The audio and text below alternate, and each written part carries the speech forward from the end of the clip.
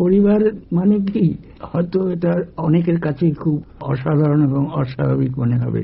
আমার বাবা দুবার বিয়ে করেছিলেন। প্রথম স্ত্রীর গর্ভে 8টি সন্তান জন্মায়, আর দ্বিতীয় স্ত্রী অর্থাৎ আমার মার গর্ভে আরো 12টি। সব মিলে আমরা 20টি ভাই বোন। আমার যখন জ্ঞান হলো তখন দেখি বাড়ি ভর্তি লোক।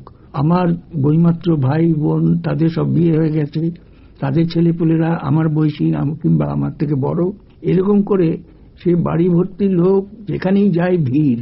সিঁড়ি দিয়ে উঠছি নামছি ঠেলাঠেলি করে, কলতলায় যাচ্ছি সেখানেও ঠেলাঠেলি, খেতে বসেছি সেখানেও ঠেলাঠেলি। এরকম একটা পরিবারে আমার জন্ম। আঁকার দিক থেকে আমি যে এই পরিবারের কাছ থেকে খুব সাহায্য পেয়েছি কিংবা সমর্থন পেয়েছি সেটা আমি বলতে পারবো না। তার কারণ আমাদের বাড়িতে এই ছবি আঁকার রেওয়াজ কিংবা গান বাজনার রেওয়াজ কিংবা পড়াশোনার রেওয়াজও খুব একটা বেশি ছিল না। তো সেই রকম পরিবেশে ছবি আঁকার দিক থেকে আমি যে খুব একটা লাভবান হয়েছি কিংবা ইন্সপায়ার্ড হয়েছি সে কথা বলতে পারবো না। এটা কি করে আমার মধ্যে এলো সেটাও একটা খুব বিস্ময়ের ব্যাপার। তার কারণ যখন আঁকার দিকে আমার ঝোঁক হলো, বাড়ির কারো কোনো রকম সাপোর্ট পাইনি। শুধু আমার মা আমাকে মাঝে মাঝে বলতেন যে তোর যা ইচ্ছা তাই কর, কিন্তু আমার দাদারা বিরোধিতা করেছেন। চেন্নাইয়ের আর্ট কলেজে বিভিন্ন শিল্পীদের সঙ্গে পরিচয়ের অভিজ্ঞতা আপনার জীবনের সঙ্গে কিভাবে জড়িয়ে আছে? গোপাল ঘোষ, পানিকার, সুশীল মুখার্জি, আমরা সব একসঙ্গে একই বাড়িতে থাকতাম। গোপাল ঘোষের কথা বলতে গেলে তো আমি বলবো এরকম একটা পরিশ্রমী শিল্পী, সারাদিন রাত্রি হয় ছবি আঁকছে কি বই পড়ছে, কিছু না কিছু নিয়েই সবসময় থাকতো। পানিকারও তাই, ওর সঙ্গ আমি খুব পছন্দ করতাম। তার কারণ ও খুব শিক্ষিত ছেলে ছিল, বিএ পাশ করা ছেলে, অত্যন্ত বুদ্ধিমান, ছবি আঁকতো খুব ভালো। বিখ্যাত চিত্রশিল্পী পিকাসোর সঙ্গে সাক্ষাতের অভিজ্ঞতা সম্পর্কে যদি কিছু বলেন। পিকাসোর সম্পর্কে আমার একটা বিদেশ যাওয়ার আগেই খুব গভীর আকর্ষণ ছিল।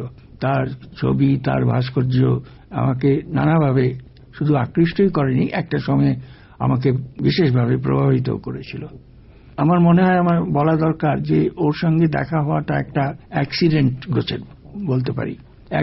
আমি একটা এক্সিবিশন দেখতে গিয়েছিলাম, সেখানে গিয়ে দেখি একটা ভিড়, সেই ভিড়ের মাঝখানে একটা লোক। প্রথমে আমি বুঝতে পারিনি কে, কারণ এত চারদিকে লোক ছিল। কাছে গিয়ে দেখি স্বয়ং পিকাসো সেখানে। মনে মনে স্থির করলাম যেমন করে হোক ওর সঙ্গে আজ আমি হাত মেলাবই এবং জিজ্ঞেস করব যে উনি যদি আমাকে 5 মিনিট সময় দেন আমার ছবি ওকে দেখাতে চাই।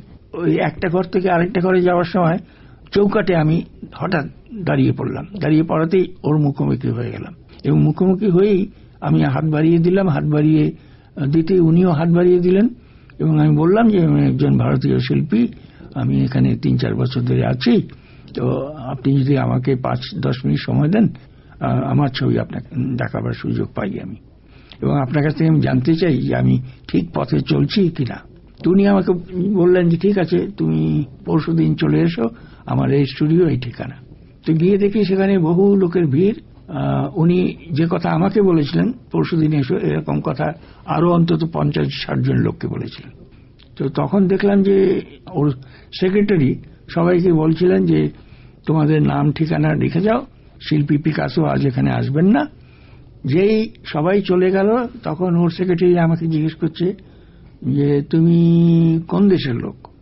তাই আমি বললাম যে দেখো আমি তো ভারতবর্ষের লোক। ভারতবর্ষ তো মস্ত বড় দেশ, তো ভারতবর্ষ কোন অঞ্চলের লোক? তো আমি বললাম যে আমি কলকাতার লোক। ও, তুমি রবীন্দ্রনাথ ঠাকুরের দেশের লোক? আমি হ্যাঁ। তো কি করো এখানে? আমি বললাম যে আমি ছবি নিয়ে এসেছিলাম কয়েকটা পিকাসোকে দেখাবার জন্য, তো তা তো হলো না আজকে, তো আমি খুব হতাশ। তো দেখি তোমার ছবি দেখাও তো দেখি। আমি একটু দেখিনি, তা আমি খুলে দেখালাম।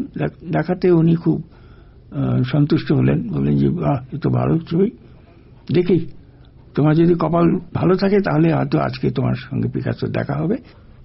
উনি ফোন করলেন স্প্যানিশ ভাষায় পিকাসোর সঙ্গে। খানিকক্ষণ কথা বলার পর ফোনটা রেখে উনি বললেন চলো, এক্ষুনি চলো। খুব কাছে বাড়ি।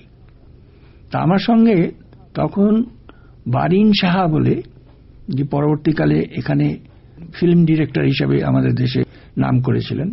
তো আমরা তো পিকাসোর বাড়িতে গেলাম, গিয়ে ঘন্টা বাজাবার সঙ্গে সঙ্গে কে দরজা খুললেন? পিকাসো স্বয়ং। দরজা খুলেই আমাদের দুজনের কাঁধে হাত দিয়ে ভেতরে ঢুকিয়ে দিলেন। তারপর আমি বললাম যে আমার ছবি নিয়ে এসছি, একটু দেখবেন? হ্যাঁ নিশ্চয়ই। তো দেয়ালের দিকে আঙ্গুল দেখিয়ে বললেন যে ওখানে সাজিয়ে দাও। তা আমি সাজিয়ে দিলাম। তারপর উনি দেখতে আরম্ভ করলেন। খানিকক্ষণ পরে তখন আমি ছবিগুলো প্যাক করতে যাচ্ছি, পিকাসো আমাকে তখন বললেন, তোমার কি তারা আছে? আমার কিন্তু তারা নেই। বলি রাখো, ছবিগুলো থাক ওখানে, আমি দেখছি। এই করে প্রায় ঘন্টা দেড়েক কেটে গেল। পিকাসো ছবি দেখে আমাকে বললেন, তুমি ঠিক পথে চলেছ, তোমার মিশ্র রঙের ব্যবহার আমার খুব ভালো লাগছে, ফর্মের দিকে আরেকটু নজর দেবে।